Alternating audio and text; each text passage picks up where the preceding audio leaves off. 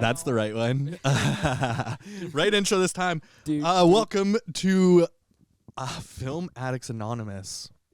Long hiatus because of Josh. Josh, where'd you go? I ran away. To build a house. I swore I'd never be back, but here I am. So we took a massive hiatus. And we're finally back. But it's good to go. We're going to tighten up the show so much more. We're going to make it better. We're going to have new peoples. Maybe not on the show. Girls. Yeah, let's had hope. A dream. I do have another work friend, Amber, that might end up coming too. I haven't even seen her in like a week or two, so I should be letting her know again. But she's always cool to hang out. Yeah. I think she also lives around here. Nice. But yeah, we're bringing in Luke Settle. But so episode 1 of season 2. Ooh, that sounds good. Sounds really good. Yeah, it sounds crisp, fresh. Yeah. Season 2, episode 1. So, Josh, what's on the list? So I don't know. It's just always every time we watch a movie, when I don't know, we try to watch drama. It's not that fun. Like, it's not as fun, But every time we watch horror, it's just a good time, It doesn't matter if the movie sucks. Like, it's just a better time with seeing it with people. Where's the blood? Exactly. Where's the blood? That's the main question of our podcast. Where's the blood? I don't know. It's just more thrilling. It's more deranged, It's just more out there. We like wacky, seeing fucked up shit. Yeah. I mean, like I can't wait to hear what we're in for. What are our options here? Well, I was thinking maybe either Frankenstein's Army, 2013. It's like this movie, it's a found footage film from World War II. So I'm not sure where they found the footage. Because technically it would have I guess demolished. There is some, there were reporters back then, but it wouldn't be enough to, make a movie out of, with sound. I guess they had somewhat portable cameras, but not really. They still had to use sticks, right? Yeah. Well, they would have to do the wind-up ones, right? Still at that time, right? Yeah, so it's kind of silly, but also because they had to put it on a tripod or else it would be really shaky. Yeah. And that's what we mean by sticks. Yeah, for sure. But yeah, so it's basically this Nazi guy who works for Hitler or whatever. He builds an army of Frankensteins. And it's supposed to be this kind of weird steampunk kind of thing going on. I heard the art direction was really cool. And everyone that I've seen reviews of it, they've been like, that'll make a sick video game. That'd be awesome. I've never seen a comment that says that movie was sick. So we're probably in for a terrible movie, but that's okay. I think it would be fun. When did it come out? 2013. Okay, what's next? Just give me one more. I've never seen this movie, Basket Case. Have you ever seen it? I don't think so. It's this horror film where it's there's these twins and one of they're conjoined, I think, or something like that, and they separate, but the one keeps the deformed one in a basket, and the deformed twin is bloodthirsty and trying to kill everyone and it's an old 80s romp. It's probably terrible, but I heard the effects were actually pretty good and it was a cool midnight movie, Yeah. See, this is difficult. When did that one come out? 1982. 1982. Yeah. Oh, so do we start old or young? And it's a trilogy. So we could do a whole thing a whole series on the Basket Case series. Maybe we should just open up with just the solo mission. And then, and then start doing the series. Pitch that to the other guys. When we actually we'll be watching Basket Case 3 and everyone that's here will be like, I've never seen the first two. Yeah. So we'll have to do Frankenstein's Army of Frankensteins. Yeah, Frankenstein's Army. There's two movies that are Frankenstein's Army and Army of Frankensteins. And Frankenstein's Army is World War II, but Army of Frankenstein's is Civil War era America. Oh, so they're kind of and they're unrelated, but it's somehow the same story. Like, yeah, it seems pretty similar. I feel like though, if you wrote like, a movie and you named it Frankenstein's Army or Army of Frankenstein, it's like Yeah. it's gonna be that. You know? Yeah. Okay, so you heard it. You heard it here first. We're gonna be doing Army of Frankensteins from 2013. Booyah.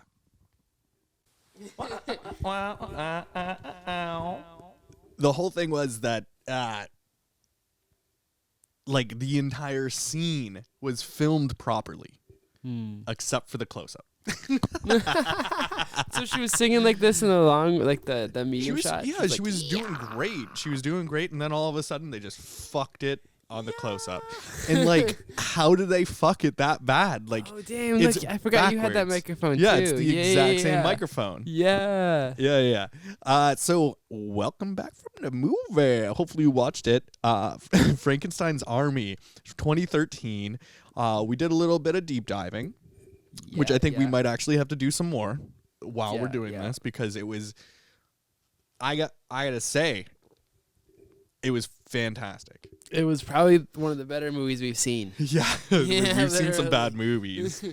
We've seen some good movies too. No, we have seen some good ones, like Red Rocket and like Red Rocket though. really Like, I good still don't ones. think that like I should tell anyone that we've seen that movie. It feels illegal. It feels so bad, like, and no one knows about it other than us, really, and like maybe some people in Hollywood that really like Simon Rex. But this was definitely one of our better movies that we've seen. 2013. What was the director's name again? Something horror. Robert something or other. It. I just I had have it up no too. idea. But yeah, do we remember how much they spent on it? No, I didn't look that up. You can find it. I didn't look it up. Okay. Well, I'm gonna look it up right now. Either way, though, I thought it was going to be a way smaller budget. Richard Like, it felt like it. Raaphorst. And like, yeah, so it was very cool because it was. Let's start with some of the cinematography. Like, don't even worry about the story, because the story is just so wild. We're gonna have to take longer on it. Yeah. But the cinematography, it's based in World War II. It's found footage, so like it's on, like old cameras that we were just talking about in the intro, where you basically have to wind it. But I guess he had a state-of-the-art camera, because they have a piece of dialogue where the guy's like, "Wait a second, I haven't seen you have this a before. microphone on that camera? I've never seen that camera before." Yeah, there was a know? microphone. The film was So in you can color. expect that it's kind of. It was one of those, I forget what they called it, but there was a trifocal, 3 different lenses on the front where you could spin it and change the focal length. It was very cool. Like we were saying, generally you have to use tripods for that stuff, but I really enjoyed the handheld stuff. It was very cool. Yeah. I enjoy the whole concept. Yeah, and it worked with it because it was very jumpy. Like it was the footage was very jumpy, just like all found footage films are. Yeah. But there was really cool parts where they were switching focal lengths in the same shot, and it was blowing my mind. That's for sure. Yeah, it's like literally like a really cool video game adaptation. You know, it felt like Call of Duty met like BioShock, met like Resident Evil, met like Silent Hill. Yeah, like that. Like sort it of was thing. it was cool. whack. Like I would like to see actually more video game adaptations like done that way. Yeah. You know, that would be cool. So Richard Raaphorst, who made this movie for $1 million. I can't even find it. It's not telling me what the budget was. Hey Robert. Dob. Anyways, I can't find the budget, but Have you seen this movie, Rob? Which one? Frankenstein's Army. Oh yeah, it's one of my favorites. Oh, whoa! I didn't know you were so Whoa. cool. Damn. Richard Raaphorst. He also directed Who Am I with Jackie Chan from 1998. No way. Who am I? I've never heard of that one. Never heard of that. I only one. ever watched that when I was sick. Funny in the 'cause, States. like, yeah, I feel like I'm on Jackie Chan's IMDb like every other day. I And, love I've Jackie never Chan seen movies. that one. Heard of it. Watched It was, from what I remember, like not one of the better ones. But But you saying he has amnesia? I think it was I was very young, so yeah, I think it was amnesia, Yeah. and he just had no idea, and then he was found out that he could As do. long as somebody killed his uncle, I'm down. Well, I don't think he remembers if someone killed his uncle. Wait, did somebody kill my uncle? Who killed him? So let's just quickly go into just a quick little summary. In the dying days of World War II, a battalion of Russian soldiers is lured into the secret lab of a deranged scientist and forced to face off against an army of horrific flesh and metal war machines. So the people that we're following are Russians. It was hard to tell at first for some reason. I don't know why, but like they were obviously they were- stomping on top of the Because Nazi they were flag. Russians looking for other Russians. Yeah, so right? at first I was kind of confused about So that, it's but like, who are we apparently it looking was they for? were looking for other Russian soldiers that had apparently been there and were under duress, so they were trying to find them. So they were going through like literally village to village, killing innocent people. The true Russian way. True Russian way to find out if any of the Russians were hiding there. I guess you got to kill all the villagers to find out. Yeah. Also, they're probably starving to death because like it was pretty hard, like on that Eastern Front, right? So cold, no food. Nothing can really survive out there, right? No, like literally, like what can you grow? Like maybe potatoes. You know? Potatoes for sure, but like, are you gonna wait for months? No, you steal a chicken, you know? Yeah, you steal a chicken, you kill some bitches. Yeah. I'd say even go to cannibalism if it, like, worst comes to worst. I mean, like, I'm sure a lot of people did. I mean, from what we saw. Yeah, so from what I read, there was a lot. so they end up getting to this big church. Like, yeah, we see a few creepy things along the way. Yeah, the production value is insane. Like the It's so setting cool. and stuff. Yeah, like you if I love had the that sets. setting, like, ooh, man. The locations, like on locations, like fantastic. Yeah. The only thing is that woman stitched to the teddy bear. Okay, I don't you get that. can't. You're skipping too far ahead. People are gonna be like, "What the fuck is he talking about?" Like they don't even have any idea. But like, if you think about it, Dr. Frankenstein, because Frankenstein is not the monster in the original story, so Yeah, please remember that Dr. Frankenstein has created an army, and the entire film, I would say, is more about like finding the doctor and trying to figure out what he's doing, why he's doing it. Yeah, because you only find out at the very, very end, like, what's going on. Yeah, but like you kind of get like a glimpse into what's going on about halfway through, where they're like, oh, there was actually the filmographer that's doing everything in the film, like filming it. It very cool. We were the cinematographer, which was cool. But he also gives out a line that says, we're going to do, like, this is actually a top secret mission that I had. There was no Russian soldiers that went missing. We're just looking for the doctor. Yeah. And Let's the guy that's capture holding the him. camera is like he knows more than the rest of the squad. He's actually right? higher up than anyone there. Yeah, he's like secretly filming it for the officials. So For- that yeah. makes the him filming it. Like, why would he be filming it? Like, that makes sense. Which is crazy because if you think about it, like every single part of this film is deception. Yeah. I think it's just deception over deception. Like there's things that you don't know. I guess that's really what kept me going, was like questioning so many things. And then once we started finally seeing the monsters, oh my God. they were so cool. They weren't yeah. animated, which is something that I really liked. Yeah. It was all special effects. Reminded me a lot of like Dark Crystal or again Silent Hill and stuff like that. Like any of those big video games like Resident Evil, stuff like that, you know. Yeah.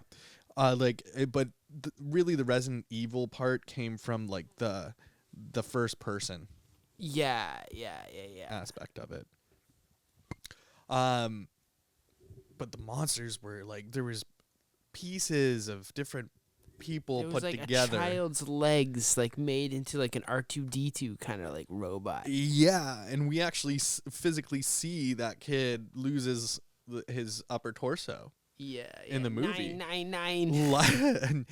9. I find it also funny though, like all the Germans speak German, but like the Russians are speaking English for some reason. That's something we could poke a hole in if we really wanted to. Yeah, that'd be the thing they'd poke a hole in. But like, Yeah. I don't know. That's just nitpicking. You know, it's a movie. Yeah, what I really liked though, even though it was just a movie, it was really trying to pull upon how there were Nazi doctors that did these crazy things. And okay, so it can't be totally proven. But what I was going to tell you from earlier when we were watching the film, there's too much to say, is that Annie Jacobson, the researcher like in field that writes about total conspiracy theories. Like, so what she said was during World War II, what Germany did was they would take people with special needs because they didn't care about these people, kill them, literally remove the top of their head, and create a larger, more dome-like head to seem like an alien. And what they would do is put these people who were already dead in a saucer-looking thing that was actually put onto a bigger ship that would drop it on the States. I'm not even fucking kidding. So if you were to really look into this film, it's like spot the fuck on to this. And it's like a conspiracy theory within this film. That it blew my mind. And then we start seeing the method of the madness to this doctor Frankenstein, who is definitely supposed to be definitely a Nazi. Definitely a Nazi, but like, although he kills other Nazis to further his plot. So. Yeah, but it's for a reason. He needs to experiment. But for somehow a half communist, half Nazi brain. Technically, he doesn't kill them because they're still always alive in the end. They're not puppets. Well, he brings it back to life. He resurrects them. So what Josh was just saying is that we get to see him in his lab try to create a new being. He believes that this being, where he takes literally two different halves of brain. So when I say that, I mean he took half of a brain from a Nazi. He took half of a brain from a Nazi. Nazi brain. This is a Nazi brain on drugs. And then he takes a half of a communist brain and puts it together very sloppily, by the way. At one point, this is too much. This is too much. There's too much half of this brain. I got to remove just a slight bit. I'm going to just shave up the sides. Shave off the sides. Make sure it fits properly together. A little too much communism in that brain. You know? And then he would put them together and then resurrect this person who ended up becoming some sort of monster. But in his eyes, they were like new beings that could always survive together. It doesn't matter. If we all had that same kind of brain, we'd be able to get along together. So I think, like, if I could sum it up, that would be it. It'd be the writers did something so great with this idea this conspiracy idea. Yeah, also kind of silly, but they took it seriously. Very You know, seriously. that's kind of why it works, because they took it seriously. It could have been this preposterous, crazy, wild, corny movie, but it was actually kind of well done, you know? It was very well done. And yeah, so they were taking it much more seriously. Like, it didn't than you feel like an exploitation movie or anything. It just No. felt like a genuine movie, like, could. but like a theme park, like, you know, it was an event, you know? I think that, again, the script was properly put onto screen. Yeah.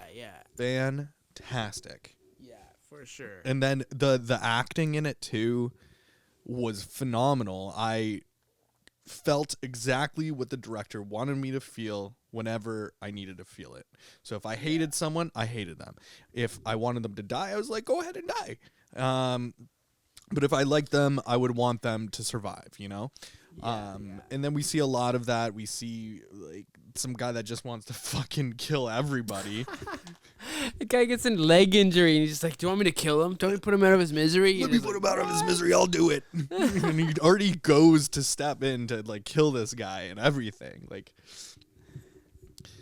well, actually, it was when you brought that up. It was because of the guy that had his head crushed. Like the helmet was crushed into the sides, and I was like, at first I was like, what's his injury? Like, I can't really tell. And then I started seeing the dents in the helmet, and then some Nazi nurse shows up out of nowhere. Fucking sexy Nazi nurse that looks like fucking a Twi'lek in like fucking Princess Leia's outfit. loved it. Yeah. Loved it.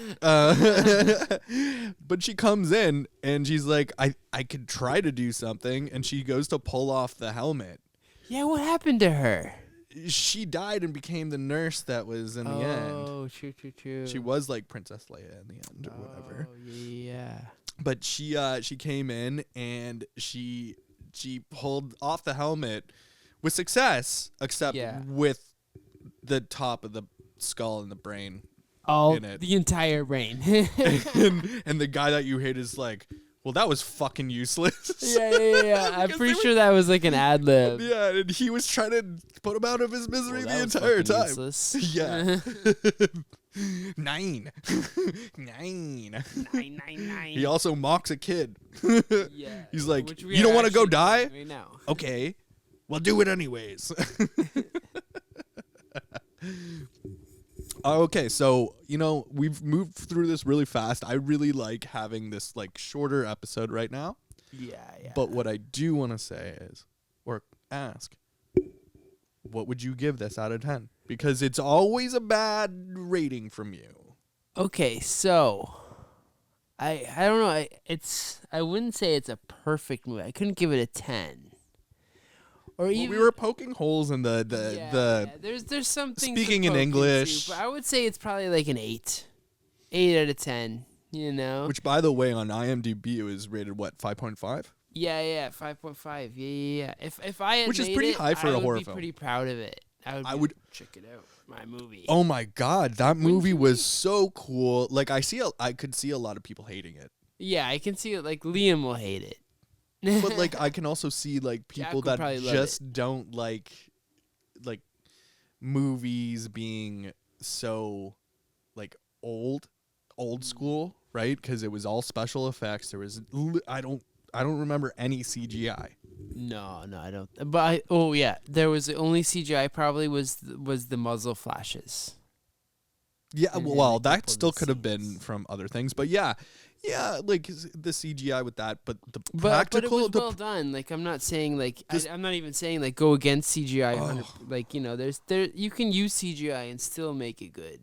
oh my god, but the practical special effects were just like everything was so gross. Like the intestines that were being ripped out were like literally 6 feet long. That you could see. Obviously, they're very long in her body, but they're getting ripped out. It's pretty good. And then there's body parts the entire film that you get to see just being thrown around, brains being taken out of people's heads, like nobody's business, heads just coming off. So I'm gonna give it a 9 out of 10.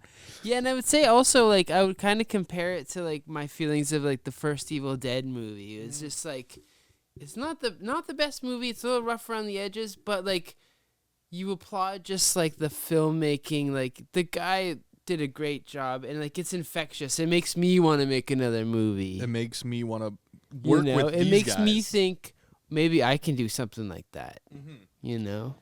And yeah, so that's why I would give it the 9 out of the 10. The only point off was actually like what you brought up just recently was that they speak English, even though like like well, are we fucking Russian in this movie where we're like, well, I guess if you think about it, we are supposed to be a Russian documenter